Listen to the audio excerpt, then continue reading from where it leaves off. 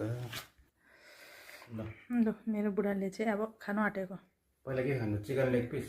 भात खानु नि हो पहिला त चिकन लेग पिस खाने हो पहिला चिकन लेग पिस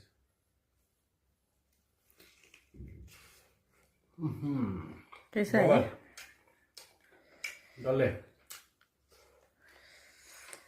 उयो एउटा चाहिँ के हो अरे बडी यो चाहिँ यो भैँसीको खुट्टा भैँसीको खुट्टा खतरा पाकेको होला नि त्यो मजाले दामी दामी दामी भात भात अब चाम्रे भात कस्तो बनाएछ मेरो बुढीले चाम्रे भात र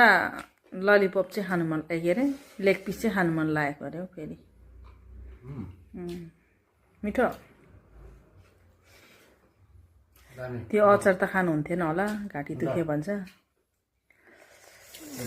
यो सुप पनि छ है सुप ल डोले खोर्सानी चिकन लेग पिस यता सुप यता बोडीको अचार सब्जी हो यता चाहिँ हाम्रो चाम्रे भात नेपालीको एकदम प्योर चाम्रे भात यहाँको मान्छेको चाहिँ खुस्का यो